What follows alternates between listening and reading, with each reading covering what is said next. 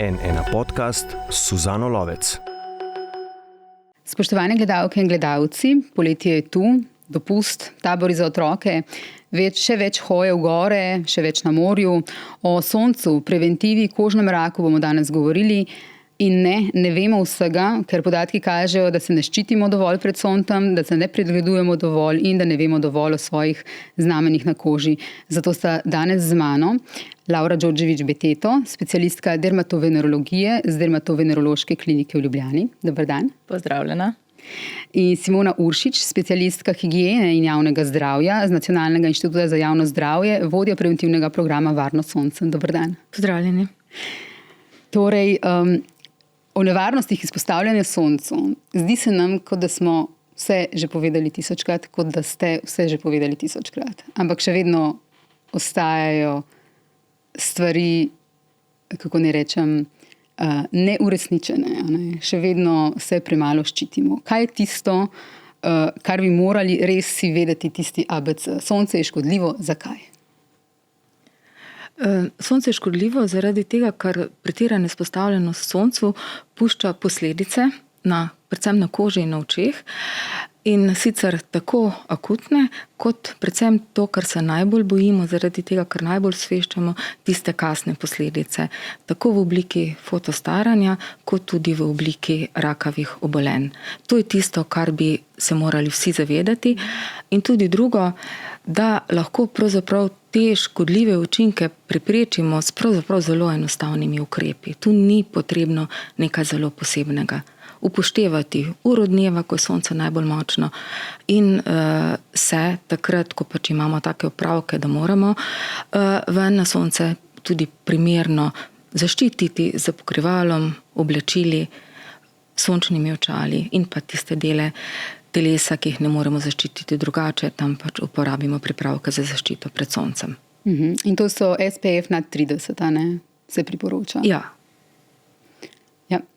O rizičnih skupinah bi nekaj rekli, pa pridemo potem še naprej k ščitenju kože.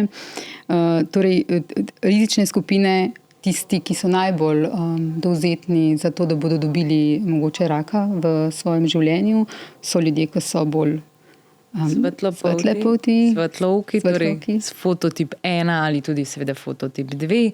Potem to so redke skupine, tiste, ki imajo neke genetske mutacije, zaradi katerih so bolj dovzetni za kožnega raka, potem tudi nekateri pacienti, ki prejemajo zdravila, zaradi katerih so bolj dovzetni za nastanek kožnega raka. In pa potem ta zelo pomembna skupina, torej ljudje, ki so veliko izpostavljeni soncu zaradi svojega dela ali pa hobijev. V današnjem svetu je tudi to zelo pomembno, a ne? Torej recimo športniki, tisti, ki hodijo v gore, a ne? Zelo pomembno je mogoče, da tukaj na tej točki povemo, da ljudje še vedno mislijo, ne, da izpostavljanje soncu je, ko greš na dopust, greš na plažo, to je sončenje, to je to. Ne, izpostavljanje soncu je vsakodnevna izpostavljanje. Ko greš s kolesom v službo, ko greš na sprehod, ko peleš psa na sprehod, greš v hribe. To je tista, tukaj bomo dobili največ izpostavljenosti soncu. Potem se bomo najverjetneje še dotaknili, kaj je razlika med tem kroničnim in tem intermitentnim, kakšne so posledice, ampak ja, rada bi, da se ljudje zavedajo, da ni več teh trenutkov ambulanti, ko rečem, gospa, ste veliko na soncu? Pa reče, ne, jaz se pa ne sončim. Pa reče, ja, kaj pa, a ste kaj delate? Kaj pa kaj delate? Prosim, ja, veliko sem na vrtu, a ne? Tako da, tle je ta klik mogoče, mislim, da imamo še nekaj dela, da bodo ljudje tudi to še razumeli, no? Da sončenje ne pomeni samo ležati na plaži, ne? Tako, kar se itak odsvetuje kot prvo. Mislim, definitivno to bi vsem odsvetujemo, ampak da bi ljudje razumeli, da ni sonce samo dopust. Mogoče to, a ne? Tako.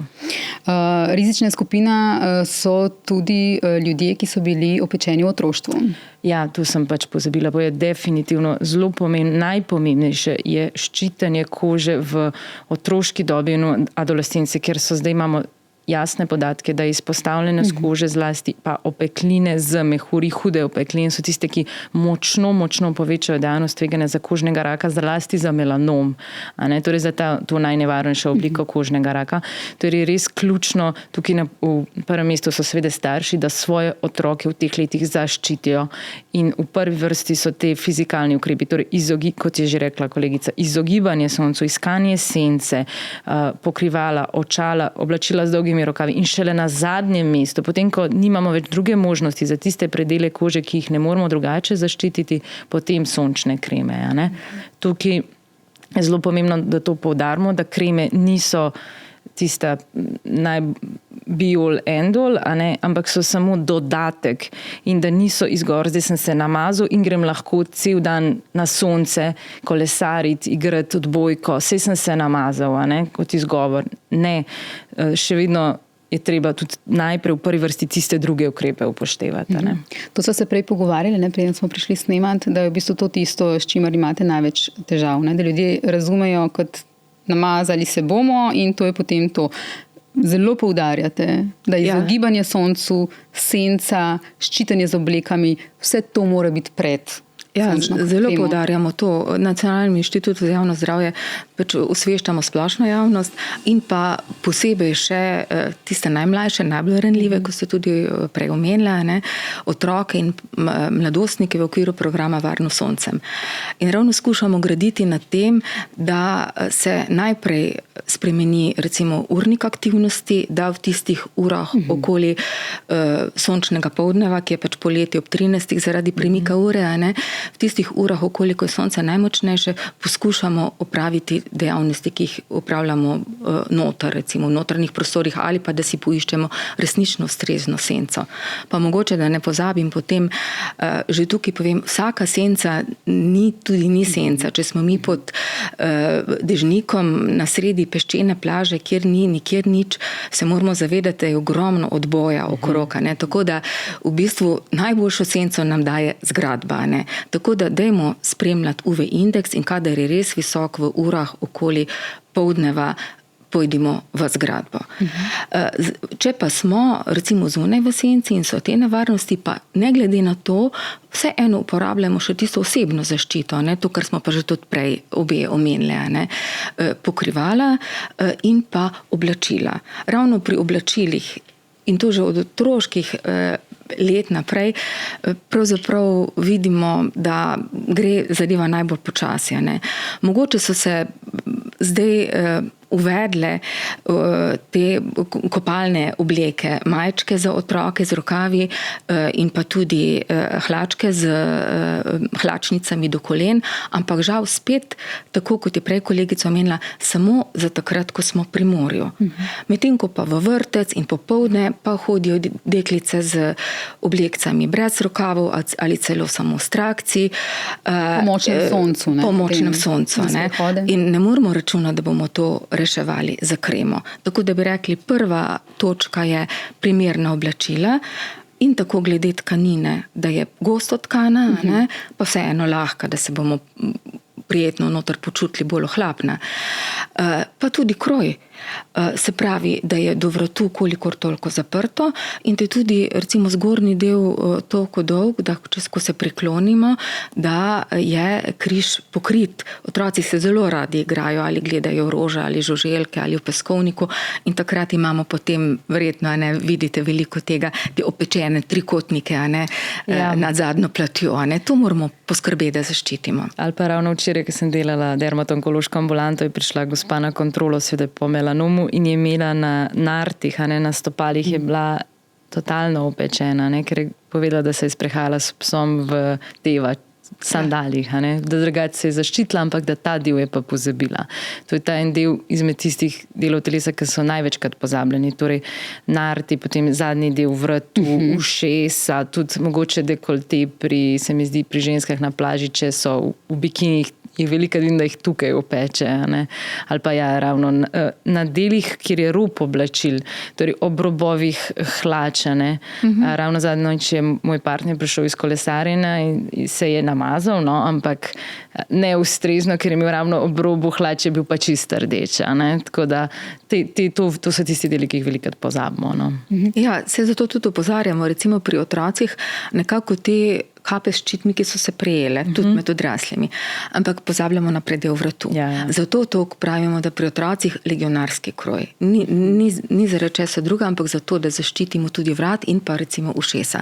Tudi ušesa, tale rob ušes je. Torej, da ima kapa od zadaj v bistvu podaljšana. Ja. In enako tudi recimo se vidimo pri delavcih recimo na prostem, pri čeladi, da ima zadaj tudi tale ščitnik, da zaščitimo tale predel tudi vratu. Ker tudi delavci na prostem so v bistvu skupina, na katero pozabljamo. Ja.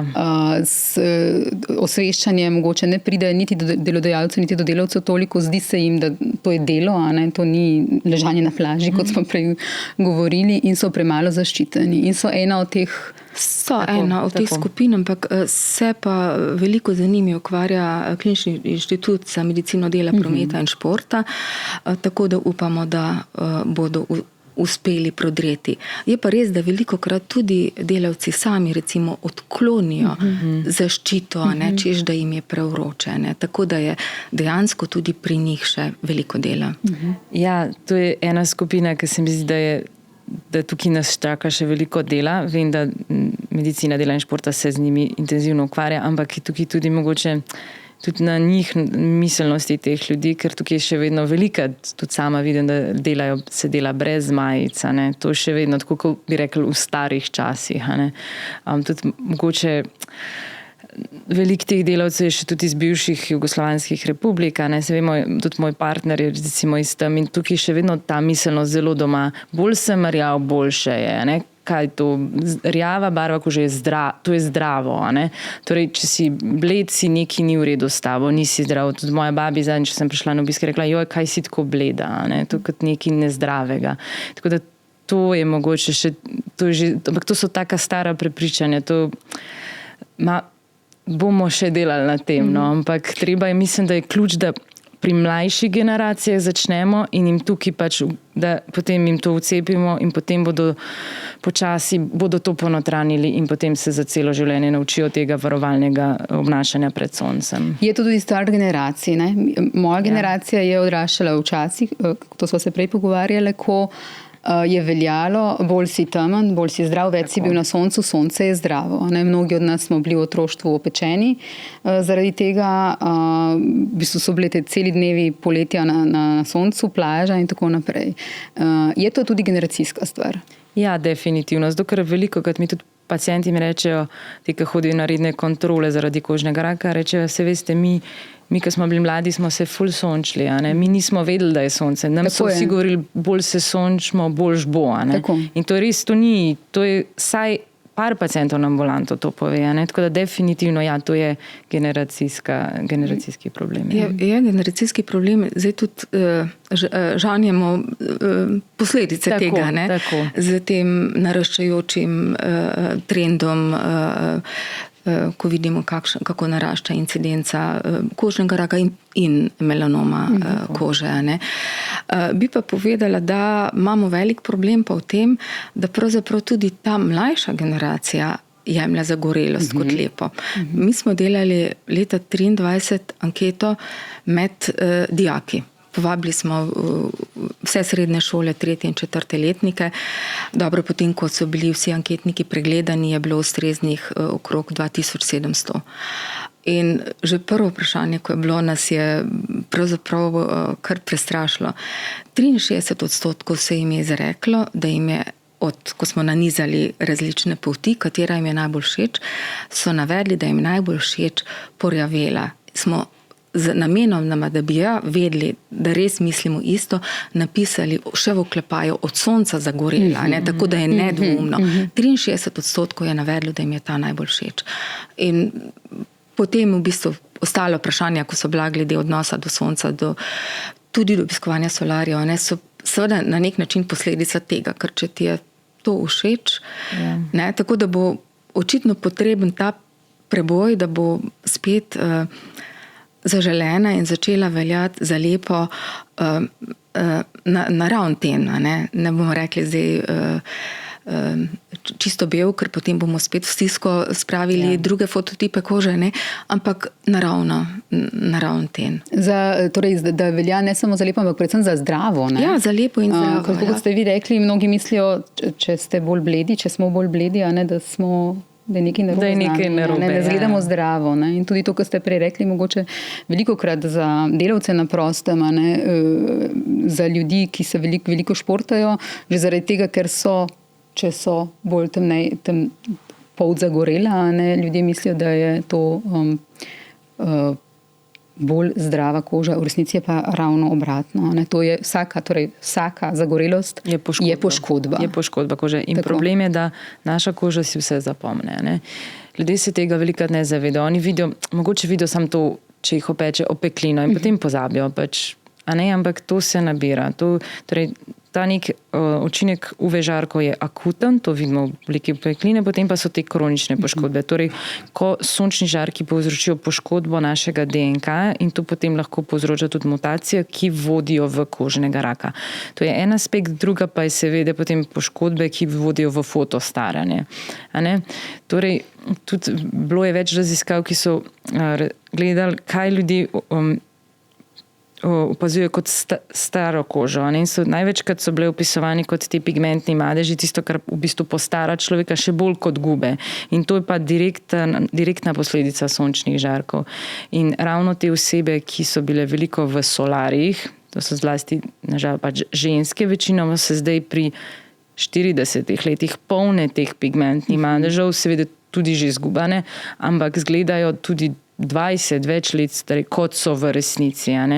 Torej, in pa dober še en primer tega je, če bi tudi pri sami sebi ali pa pri pacientih to veliko, kad vidim, ko pregleduješ obraz, hrbet, vidiš en ten pigmentne madeže, potem pa pogledaš zadnjico in je tudi snežno bela, lahko brez ene pike. In tukaj vidimo intrinzično staranje, torej brez vpliva zunanjih dejavnikov, na zadnjici in vplivi zunanjih dejavnikov. Torej, pri isti osebi, na isti koži, na obrazu čisto druga koža. Ok, moramo pač še mimika tudi seveda pripomore k staranju, ampak tukaj imamo res dokaz pri isti osebi, kaj lahko sonce v resnici naredi. O solarjih ste vi rekli, torej tudi ugotavljate, da smo še daleč od tega, da bi vsi vedeli, da to škoduje? Ja. Še vedno mnogi mislijo, da je to neka priprava. Ja, pri solarjih enako, če se na to anketo spet navežem, ko smo spraševali dijake, koliko jih obiskuje solarije. To smo leta 23, kot kar sem že omenila. Pričakovali smo, da se pravzaprav dijaki ne bodo, da bodo napisali, da ne obiskujejo solarija. Zakaj smo to pričakovali? Ker se nam je zdelo, da je tole obdobje COVID-a nekako malo stvari spremenilo. Tudi ni bilo več toliko govora, da pred maturantskim plesom, kar je nekoč veljalo, da se hodi v solarij, tega ni več bilo in smo pričakovali, da bo pravzaprav tukaj skoraj nič. Pa so bili 4%. 4 ni velika številka, ampak če jo drugače pogledaš, je pa to, da je to vsak 25. dijak že bil v solariju. To pomeni, da je bil v vsakem razredu, pač glede na število, vsaj eden. To je pa ogromno. In sploh, če računamo, da so to dijaki, ki so stari v 3. 4. letnik, to so stari 17-18 let. Da so bili že vsaj enkrat v solariju. In potem, ko smo spraševali, zakaj so bili, dobro, zaradi zagorelosti, to je normalno, ker če nočeš biti zagorel, pa verjetno ne bo šel noter. To je bilo v okrog 60%. Ampak skoraj 30% je pa šlo zaradi tega, da se bodo pripravili na poletje ob morju. Mislim, to nas je pa res presenetilo. Zakaj? To še vedno prepričanje, zmotno prepričanje še vedno velja. To je eden od teh mitov, ne? Da koža, ki je zagorela, je manj v bistvu dovzetna za poškodbe in je zaščitena. Ne? Tako, to. Sem rjav, sem zaščiten pred soncem, ni se mi treba namazati kot nek oklep. Totalno napačno prepričanje, ampak zelo tak trdno ukoreninjen mit. Moramo vedeti, da ta naravna zagorelost nam zagotavlja nekako približno SPF 3. Torej, to ni nič, torej skoraj to ni nič. Tako da to je res pomembno, da povemo ljudem, to ni priprava, še vedno jih lahko peče in še vedno dobijo vse negativne vplive sončnih žarkov.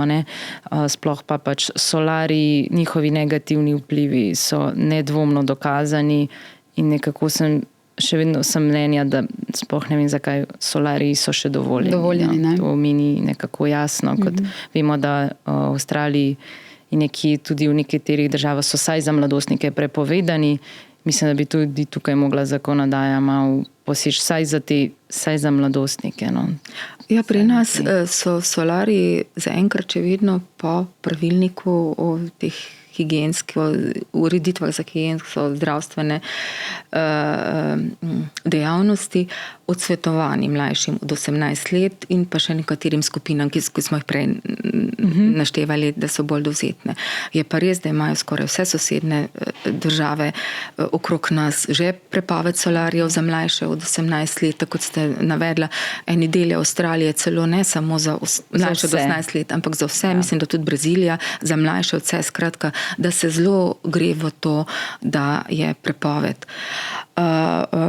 Mi smo tudi že večkrat dali pobudo, da se preuči to, da bi se šlo v prepoved. Se tudi Svetovna zdravstvena organizacija vsezadnje jasno sporoča glede na dokaze, vse znanstvene dokaze, ki govorijo izključno o škodljivosti solarijev, vsej pozitivnega momenta ni, ne, da vsaj osebe do 18. leta starosti naj ne bi nikoli obiskale solarij. Je NIJZ dal to pobudo?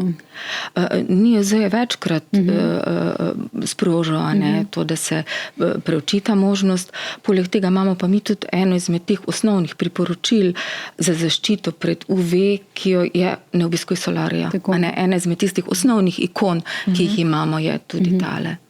Ena od napak, ki je zelo pogosta, je tudi to, da ko se ščitimo s kremo za zaščito pred soncem, damo to kremo v premajhnih količinah. Ja. Torej, povejte nam zdaj, koliko se te kreme treba dati. Mislim, da zdaj smo tudi v dobi socialnih omrežij in tukaj je ena zelo veliko, kad predstavljena ta količina, je, da za obraz in vrat ne bi bile 2 dolžini prsta. Torej, tukaj se strinjam s to količino, zdaj si moramo pa to potem, če si to predstavljamo za celo telo, koliko je tega. Torej, na nekom, recimo, če smo zdaj spet pri dopustu, ampak dejansko še vedno tukaj ljudje največkrat kremo uporabljajo. Torej, za en tedenski dopust bi ena ta velika sončna definitivno mogla biti porabljena, če ne še več. Torej, ker tista zaščita pred soncem, ki piše na embalaži, torej ne vem, SPF 50, je dosežena samo, če nanešemo zadostno količino kreme. Takoj, ko jo nanesemo manj, ta zaščita je manjša. Ne velja. Torej, zelo velikokrat potem se ta SPF 50 spremeni v močno pod 30, še manj, zaradi premalo nanešene količine. Torej, ta količina mora biti, torej, kot smo že rekli, 2 dolžini za obraz in vrat in tako tudi za vse ostale. Za večino ljudi je to, bi jaz to tako predstavljam, da morajo se preveč namazati, da njim se bo zdelo, da je veliko preveč. Torej, da v bistvu morajo pretiravati. No? Ampak tudi za obraz vem, da je velikokrat problem, da so te, bomo rekli, izgovori, kreme so mastne, ne morem čez nanesti ličil, me moti, se tudi na telesu športniki se potim. Danes imamo res, vsaka kozmetična znamka ima kremo za sonce, dobesedno. Tako da ni več to izgovor dober, treba je samo pač najti ustrezno kremo, ki bo odgovarjalo tipu posamezniku, tipu kože. Ne vem, če imaš masno, je seveda bolj ustrezna druga, kot če imaš suho kožo. Nažalost, tukaj to pomeni, da je treba včasih preizkusiti več izdelkov, ampak mislim, da je to pač nekako naloga posameznika, da potem najde zase neko ustrezno in se potem tega izdelka najbolje drži in ga uporablja stalno, vsak dan v letu, če recimo govorimo o obrazu, ki je tudi po zimi izpostavljen. Tukaj tudi spet še eno opozorilo, ni ščitenje spet samo poleti, In pa ljudje velikokrat mislijo, da so izpostavljeni UV žarkom samo, ko je vroče, ko je toplo. Ampak to so čisto drugi žarki, ki povzročajo toploto, torej infrardeči, to niso UV žarki. Kot je že prej povedala kolegica, lahko si pomagamo, zdaj ima že vsak od nas ima pameten telefon, tam je UV indeks in pogledamo in takoj, ko je ta že v zmernem območju, se je potrebno zaščititi. Jaz bi mu še dodala tukaj, ko smo prej začeli o količini. Mi ponavadi tole količino z žličkami, to se nam zdi nekako bolj primerno za odraslo osebo v žličkah. Za otroke, mislite? Za odraslo tale količina. Za vsako končino, za nogo, roko, po ena žlička ima 5 ml. Potem pa za sprednji del trupa, pa zadnji del trupa. Teda, če to seštejemo še za približno eno žličko, toliko prijeta, tako kot ste omenila. Včasih eni imajo te prste, eni pa to. Meni se zdi to ljudi mogoče bolj lažje kot pa žličko. Ampak tako smo rekli, okrog 30 do 35 ml je, če bi si celo telo namazal. In zdaj pogledamo, običajno so pa 250 ml tiste embalažne enote, ni pa dovolj, da se enkrat namažeš. In če bi si ti hotel to namazati, potem bi mogel to obnoviti vsake 2 uri vsaj, oziroma če se potiš, če se kaj bolj drgneš, če greš vmes v vodo, to so vse stvari, ki jih delamo na morju, nikoli nismo 2 uri ne stojimo, ko kipi, se pravi, si bi mogel še pogosteje. Tako da je to, če nekdo reče, da porabi cela družina eno embalažno enoto, je to katastrofa. In to smo tudi sprašvali dijake in dijaki so dejansko, zakaj smo jih to sprašvali? Zaradi tega, ker so pri tem, ko smo rekli, kater ukrep največkrat izvajajo, so rekli največkrat, da gredo v senco, drugi je bil pa že uporaba kreme. In pol moraš vedeti, da jo prav uporabljajo. Jih je pa 30% napisalo, da manj ko eno embalažno enoto porabijo, to se pravi... Najverjetneje celo v sezoni. Za sezono, za celo leto smo mi spraševali, za celo leto, ki imaš noter vsaj 10 dni morja običajno, da manj kot eno, še 25%, 2, pa spet 25%, se pravi, da jih je tamle okrog 70% porabilo do 2 embalažne enoti na celo leto, kar vemo, da je absolutno premalo. Tako da verjetno bo res treba na tem ogromno delati, na uporabi kreme, prvič, da se res uporablja kot dodatna zaščita, in pa o tem, kolikšna količina je v bistvu dovolj, da lahko računaš, da ti nudi tisto zaščito, ki je navedena. In da se jo potem tudi reaplicira. Ja.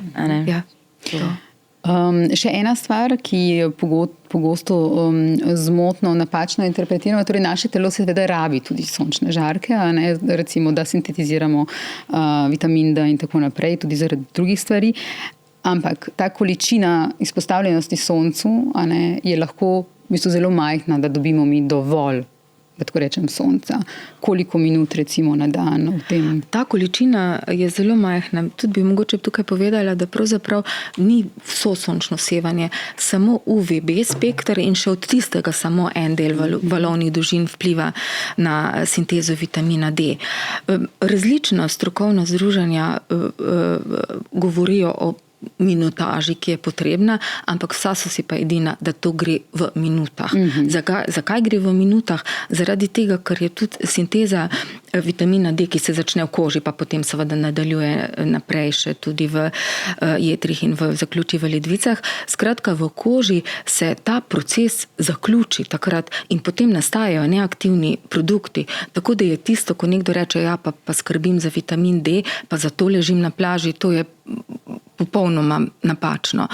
Ta minutaža včasih se je pač reklo približno 15 minut, je imela Svetovna zdravstvena organizacija še lani, letos pa so nekako mogoče bolj specificirali tale, ko se ugotavlja vedno bolj, da je pomembno tudi kak fototip kože imaš. Bolj, ko imaš občutljivo kožo, manj minut rabiš. Tako da so recimo navedli, da za fototip 1 10 minut, za fototip 2 12 minut. Skratka, zelo malo minut, pa še to ne, da bi zdaj si mi predstavljali, da moramo takrat biti celo telo, sploh ne, samo okončine in obraz. In zato se reče, da v bistvu že pri teh običajnih opravkih dobiš zadostno dozo. Pri nas se zato v bistvu, moramo vedeti, da se zato ni treba truditi, da imamo v poletnem času dovolj vitamina D, torej greš s kolesom v službo, pa si to dozo že definitivno dobil. A ne? Tako da ni potrebno za to ležati na plaži, da boš imel zadosti vitamina D. A ne? Niti pa ne v solarjih, kar se včasih govorilo, ker v solarjih pa sploh, zdaj zadnji čas nisem, ampak pred par leti, so tisti, ki kontrolirajo, rekli, da pravzaprav solarji niti nimajo tistega dela UVB, ki je pomemben za vitamin D. Ker ni teh žarkov, ki pomorejo k tvorbi vitamina D v koži. Tako da. Še en mit, oziroma kar teorija zarote, ki se pojavlja, je, torej, melanoma je vedno več in ščitenja ali pa sončnih krem je tudi vedno več. Iz tega je prišla teorija zarote, da kreme povzročajo kožnega raka. Tukaj pride v bistvu, tukaj je zadaj na delu ena druga stvar, ki se mu reče sunscreen paradox, torej neka druga spremenljivka. Raziskovalci raziskave ugotavljajo, da v bistvu s tem, ker smo dobili kremo, imamo občutek, da smo zaščiteni. Večina nas se, kot smo že rekli, ščiti premalo s kremo, premalo kreme uporablja in potem s to kremo zdi se nam, da zdaj smo zaščiteni in smo po ure in ure na soncu, kar pomeni, da smo bolj izpostavljeni. Tukaj je tudi življenjski slog, torej to, da več hodimo po prostem, na prostem, da hodijo ljudje v bistvu tudi v druge pasove, kjer so še bolj izpostavljeni nevarnosti sonca, na dopuste in tako naprej. Ali pridejo ljudje recimo do vas na kliniko tudi s tem vprašanjem, s to teorijo zarote o tem, kako so sončne kreme slabe? Mogoče pri starejših generacijah tega ni toliko, bom rekla, pri mlajših pa tukaj tudi moramo reči, da pripomorejo ta socialna omrežja k širjenju nekaterih teh teorij zarote, bi jaz temu rekla. Moramo, tako kot smo se že prej pogovarjali, vedeti, da vpliv sonca, kot smo rekli, en je akuten, najbolj pomemben pa ta dolgoročni. Torej, prav pacienti velikrat rečejo, jaz se zdaj ne sončam. Pa jaz rečem, kaj ste pa delali, ko ste bili mladi? Pa reče, takrat pa sem se. Torej, posledic mi zdaj ne bomo videli, ampak jih bomo videli šele najverjetneje čez 30-40 let, ko smo mi že zdavnej pozabili na našo izpostavljanje soncu v mladosti, ampak smo se pa takrat mazali s kremo. In potem je to samo, to ne pomeni, da ta krema povzroča sončnega raka, ampak je slučajno v tistem trenutku bila v našem okolju. Torej posledica je pa nekje drugje. Tako da bilo je ogromno raziskav tudi narejenih na to temo, ali kreme povzročajo sončnega. Nikoli nobena ni dokazala te povezave, je pa dokaz, da UV žarki povzročajo sončnega raka, je pa nedvomen, neizpodbiten. Teh raziskav je ogromno. Potem pa tudi velikokrat slišim tudi, recimo, tak primer, moj oče se je pa celo življenje sončil, delal v gradbeništvu, bil brez majice, pa nikoli ni dobil kožnega raka. Se veste, nikoli ni v življenju, pa v medicini vedno. Ne bo vsak razvil kožnega raka, ampak vse je v bistvu igra številk. Tvoja verjetnost, nevarnost, da razviješ se, s tem močno poveča. To je podobno kot kajenje. Včasih še vedno, nažalost, nekateri, en je 40 let kadil, rečejo kot Turka, pa nikoli ni dobil pljučnega raka, ampak mislim, da danes pa res že vsi vemo, kako močno kajenje vpliva na razvoj pljučnega raka. To se mi zdi, da lahko malo usporednice naredimo. Nikoli ne bodo vsi razvili teh škodljivih učinkov, torej karcinogenov, ampak vemo pa, da so možni in zakaj se ne bi pri tem zaščitili. Torej, boljša je, vedno je na prvem mestu preventiva pred kurativo. Delamo na tem, da bi tveganje zmanjšali. Vsak da svoje tveganje, da razvije, tako kot da zmanjša. Ko greš in se voziš z avtom, se zapneš varnostni pas, to je preventiva. Torej, kaj pa če se nekaj zgodi? Torej, raje ne bi se potem ukvarjal s temi škodljivimi posledicami. Dajmo se raje zaščititi pred tem, kot potem, ko nam je veliko, potem, ko je že prepozno.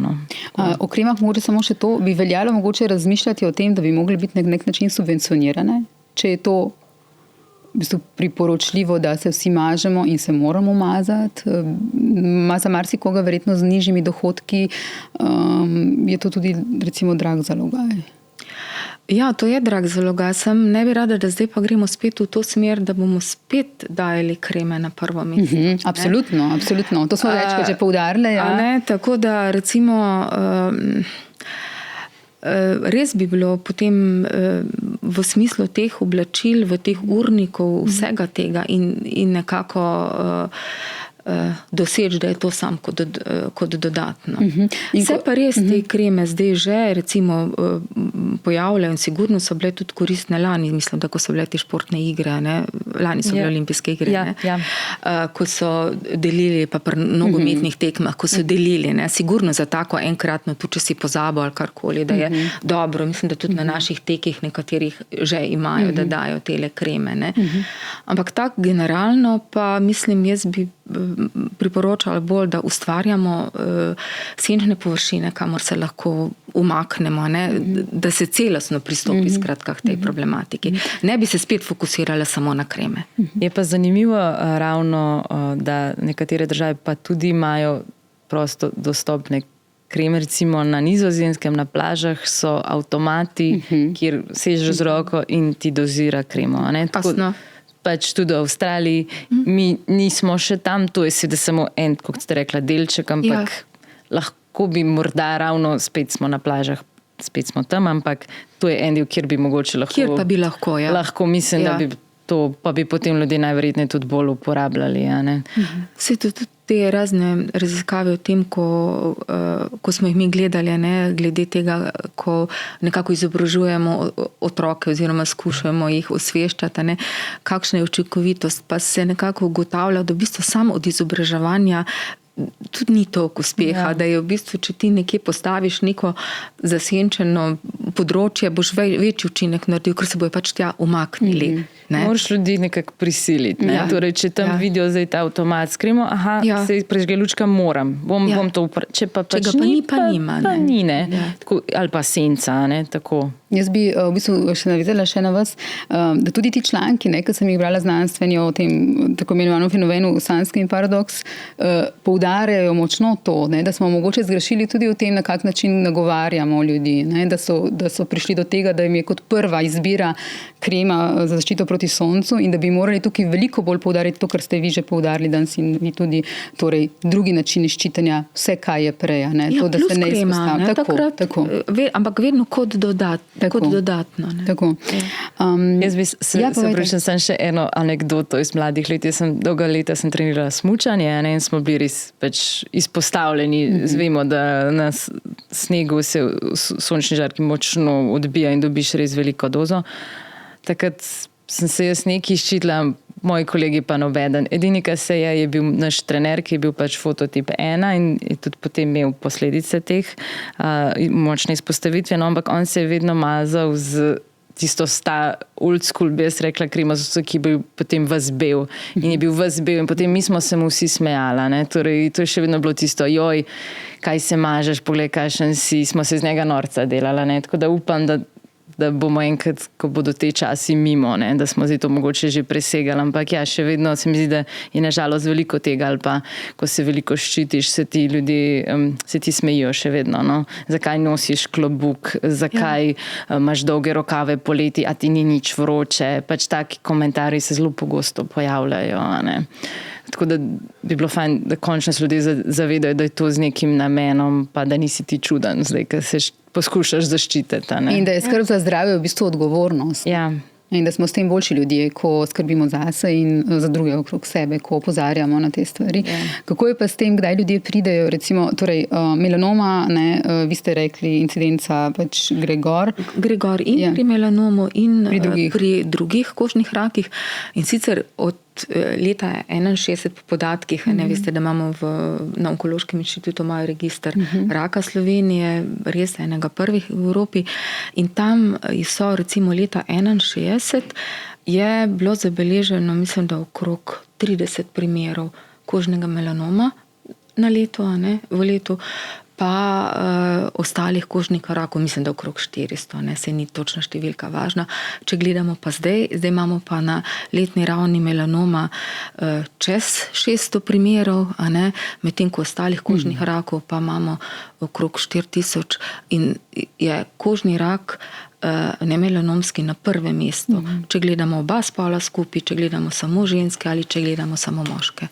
Medtem ko pa melanom je pa na 6. mestu, kar je tudi zelo visoko. In 130 ljudi na leto v Sloveniji umre zaradi posledic melanoma, ne? Večina od kožnih rakov pač umre za posledicami tega najhujšega melanoma. Kako pridejo k vam ljudje v bistvu? Ali se še zgodi, torej leta 2025, da pridejo ljudje z zelo velikim razširjenim, recimo, melanomom? Nažalost, ja. Ravno pred 2 tednoma je prišel en primer, ki pa me je res pretresel, ker sem mislila, da smo mogoče že presegli to dobo, da smo zdaj mogoče v tem, vedno se zdaj bolj govori tudi v literaturi, da smo v dobi odkrivanja majhnih melanomov.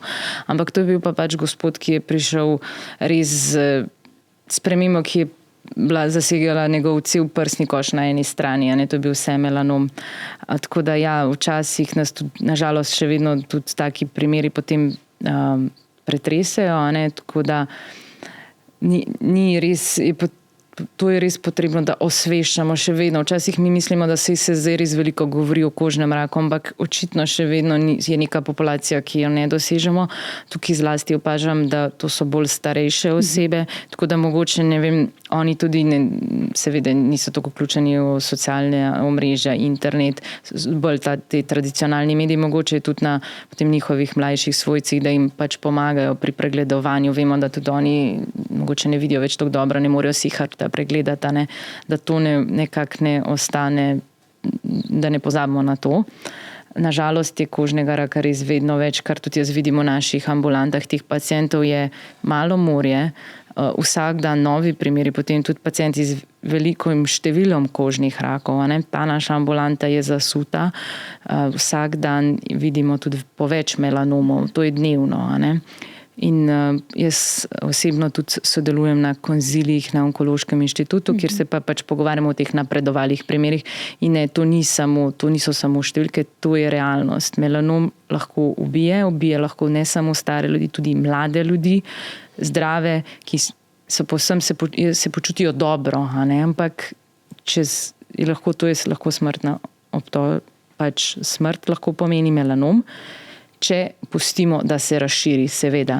Če se ga odkrije pravočasno, se ga izreže, se ga ozdravi. Ne smemo ljudi potem spet preveč strašiti.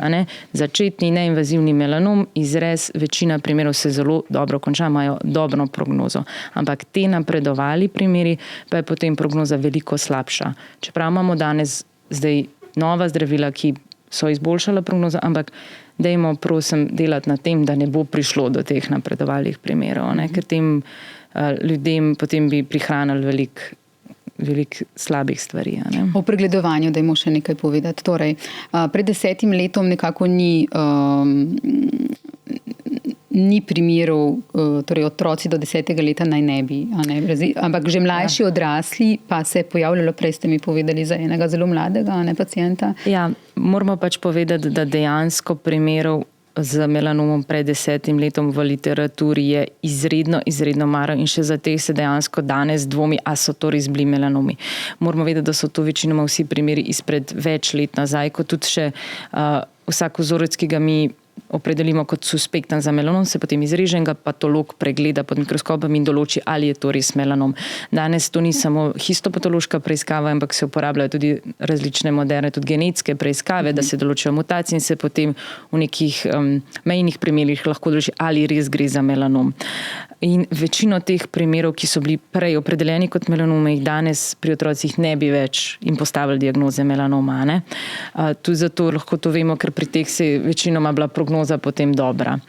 Moramo pa vedeti, da v času adolescence se pa slika spremeni in lahko melanom potem kar naenkrat incidenca začne naraščati od adolescence naprej. Torej, tle nekje bi ponavadi je fajn, da začnemo s pregledovanjem vsem že malo prej, da se naučimo tega, ampak tukaj pa res potem od adolescence naprej samo pregledovanje kože, idealno bi bilo to enkrat mesečno, če je enkrat na 2-3 mesece, je tudi ustrezno, a ne?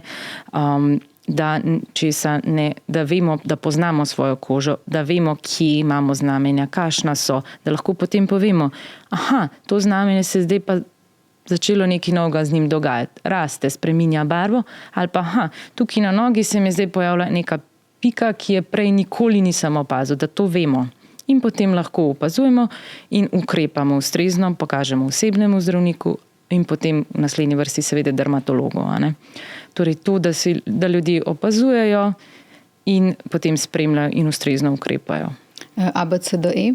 Ja, to tudi mislim, da že vrsto let uporabljamo ta ABCDE, tako da pogledi na abecedi, torej za neko znamenje, ali je simetrično ali ne, asimetri, torej A, ne. B je torej border, da mora biti meja jasno omejena, color, barva, torej več barv ni v redu, najboljše, če samo ena barva. D je diameter, velikost, torej velikost večja od 6 mm ne bi bila že suspektna, samo tukaj moramo spet povedati, da ni to vedno, In pa najpomembnejša črka E, evolucija, rast, torej spreminjanje znamenja, Torej tudi, če pozabimo na vse tiste prejšnje črke, ta E, neko spreminjanje, to je tista stvar, ki nas mora nekako najbolj zanimati, nas skrbeti. Ali se znamenje, ki je bilo že obstoječe v 40%, mislim, da so to znamenja, da je rata rak iz znamenja, ki je... Ne, v bistvu melanom rata iz že obstoječega znamenja samo v 1/4 ali manj, 20 do 25%, večinoma jih nastane na novo. Na novo. Torej, veliko, recimo, ko smo se prej ravno pogovarjali o otrocih, mame zelo skrbi, ima veliko čudnih znamenj, kaj če bi, jih vseeno odstranili. Ne bomo s tem v bistvu nič kaj dosti naredili, zato ker je verjetnost, da se bo melanom pojavil na novo veliko večja kot iz nekega obstoječega majhnega znamenja. Ja, moramo se zavedati, da obstajajo izjeme, torej kongenitalni, tisti gigantski nevosi, ki lahko zajamejo tudi veliko površino kože. Pri njih je verjetnost, da bo melon se pojavil, veliko večja, ampak to so bolj izjeme kot pravila. Torej, da se zavedamo dejstva, melanom večinoma nastane na novo, Torej, ko rečete evolucija, treba je opazovati svojo kožo, vedeti, kje imamo znamenja, kakšna so, ali se spreminjajo in ali je kakšna tvorba nastala na novo. Se obrniti na svojega osebnega zdravnika, ki nas potem napoti k dermatologu, ki lahko postavi diagnozo. Čakalne dobe, kakšen problem so? Velik. Vemo, da mi neki tukaj ozaveščamo, pa poskušamo ljudi upomniti, pa da bi potem čim hitreje se stvari zgodijo, ampak potem nas pa včasih realnost tudi ustavi.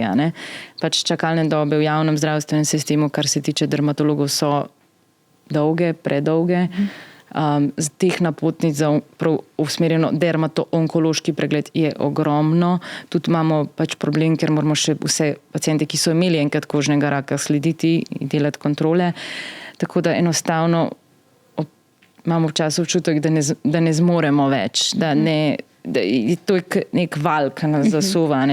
Mi se trudimo, ampak tukaj rabimo tudi na srečo veliko tudi zasebnih dermatologov se veliko ukvarjajo tudi s kožnim rakom, tako da tukaj nam tudi oni veliko pripomorejo. Vemo, da si tega vsi pacienti ne morejo privoščiti, tukaj bi javni sistem mogel biti na prvem mestu, ampak na osebnem zdravniku je potem, da vseeno malo presodi, kakšen kožni rak bi to lahko bil. Če se zdaj pogovarjamo o nekem bazalno-celičnem karcinomu, vemo, da ta stvar lahko ni zdaj, da mora se jutri izrezati. Če pa je zdaj to visok sum na melanom, sploh nek veliko zadevo, potem pa lahko tak pacient se tudi prednostno napoti. In bi moral res priti k vam čim prej. Ja. Moramo pa tudi ločiti, s starostjo recimo se na koži začnejo pojavljati tudi veliko recimo keratoz jih mi imenujemo. Pravno sem hotela omeniti, Ja, torej ni vsaka sprememba, ki se pojavi na novo, zdaj pa kar melanom. Je treba tudi pacientom včasih tukaj tudi na osebnem zdravniku, se vem, da je težko, vem, da so prebremenjeni, ampak da neke stvari tudi oni sami znajo izločiti, znajo vedeti, kaj je seboroična keratoza. Tako, se včasih moramo pozreti, včasih seboroične keratoze tudi dermatologe nas zmedejo, lahko izgledajo zelo, včasih ne moreš ločiti, ampak Nekatere pa res so jasno clear-cut seboroične keratoze in za tiste bi mogoče si želeli, da jih tudi že osebni prepozna, ali pa da tak pacient res ne potrebuje nujne napotitve. Medtem ko nekateri melanomi pa potem čakajo predolgo. Namesto, da bi čim prej prišli k vam. Še to vas bom vprašala, kreme za samoporevitev. Tle je verjetno dosti vprašanj. Ali je to škodljivo, ni škodljivo? Pa moram reči, da o tem pa ne dobim veliko vprašanj. Ne, zadnje čase 99% vprašanj je kreme za sonce. Kreme za samoporevitev pa ne vem, mogoče ni prišlo to do mene, ampak nekako niso tako aktualne, vsaj v moji ambulanti. No. Tudi k nam niso prišle, ker tu pa tam kako stvar vprašajo, recimo, ampak takega vprašanja pa... Načeloma ne bi poškodovalo kože, gre za neko drugačno vrsto porjavitve, koža reagira. Če si želite porjavelost, je to definitivno najbolj varna. Uporabljamo kreme za definitivno kot bolje, kot da se sončijo. To saj potem dobijo ta izgled, ki si ga želijo, na nekako najbolj varen način. Definitivno boljše kot solarija. Tako. Vseeno bi pa delali na tem, ampak če pa smo že moramo z majhnimi koraki začeti, potem torej, če si želijo porjavelost, torej od vseh, ki imamo, je trenutno samoporavitvena krema še najboljša. O tem prepoznavanju, zdaj smo nekaj govorili o tem, da pač gremo k osebnemu zdravniku. Vi vem, da opozarjate, da nikakor pa ljudje ne hodijo to kazati kozmetičarkam ali komu drugemu, ki ni za to usposobljen. In rekli ste v enem pogovoru za zdravniško zbornico, da ste dobivali tudi že ljudi, ki so jim izrezali melanom, ki ni bil prepoznan kot melanom. Mislim, problem je, ko melanom ni prepoznan kot melanom in ni izrezan, ampak recimo odstranjen neprimerno z laserjem, ne v celoti. Torej za prepoznavanje kožnega raka na prvi vrsti je pristojen dermatolog ali pa mogoče zdravnik druge specialnosti, ki je to obravnavo vključen. Torej v prvi vrsti to osebni zdravnik je prvi korak vedno, potem tudi onkolog, ampak moramo podati dermatolog. Mi smo edini, ki pač se prav usmerjeno ukvarjamo z prepoznavanjem. To je res tisto, toliko enega učenja gre v to, da bi prepoznal kožnega raka, ne samo s kliničnim pregledom, potem tudi z dermoskopijo, z drugimi metodami. In nažalost drugi poklici ali pa tudi subspecializacije medicine nimajo te izobrazbe, da bi lahko ustrezno prepoznali pač kožnega raka. 44% melanomov je odkritih samo pregledovanjem, kaj pa drugi? Torej samo pregledam, da sami ljudje opazijo, ali pa pač žene veliko, kad so zelo uspešne pri poznavanju, zlasti na hrbtu svojih mož.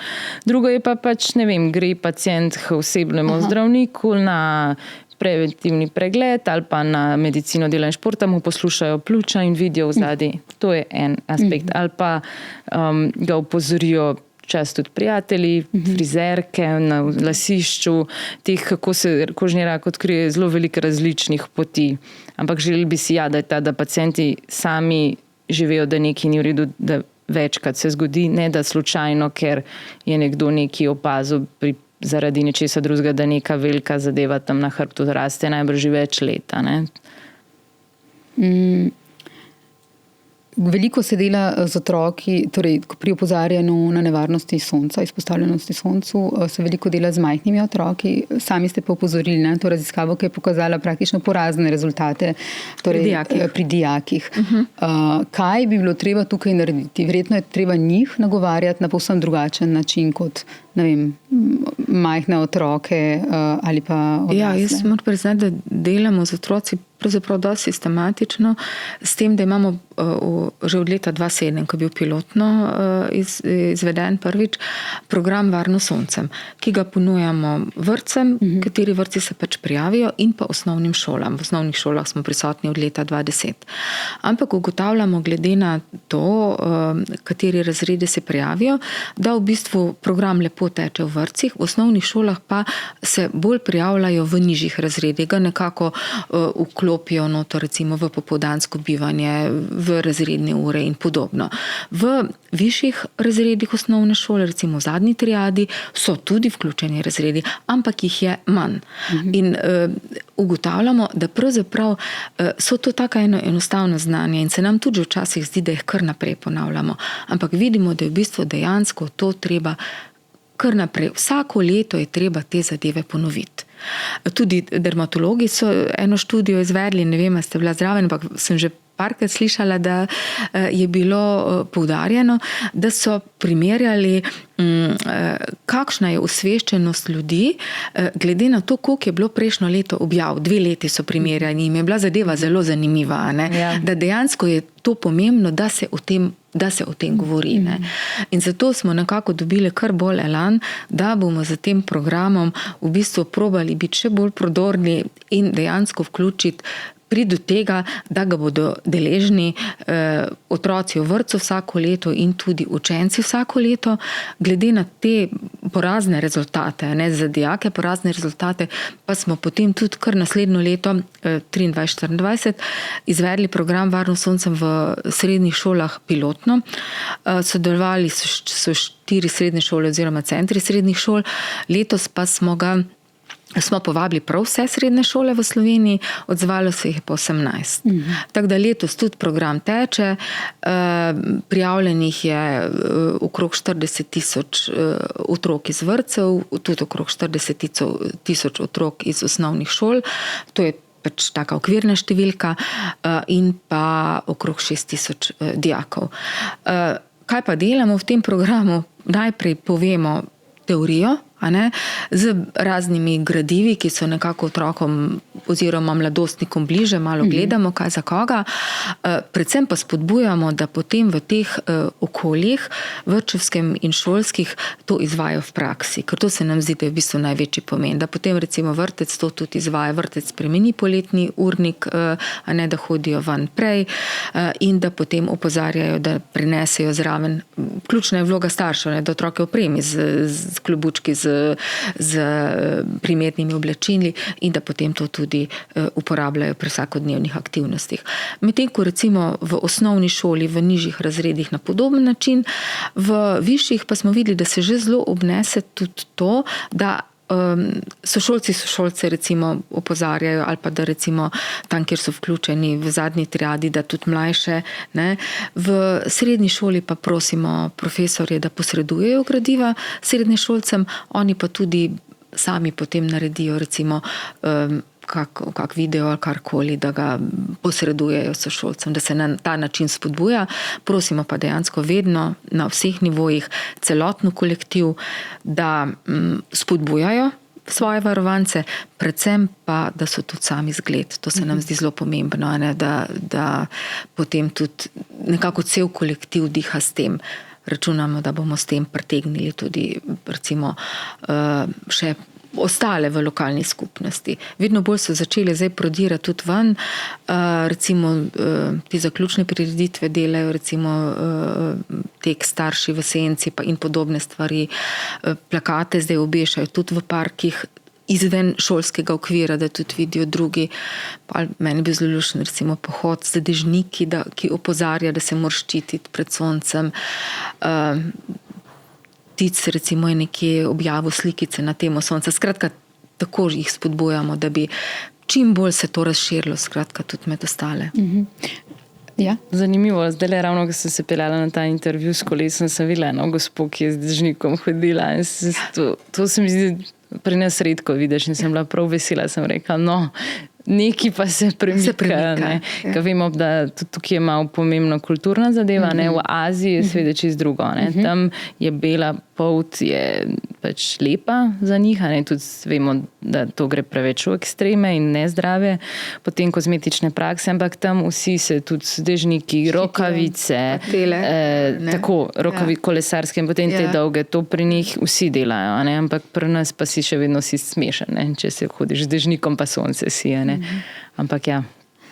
Kakšen pa je mogoče vprašanje za konec za obe?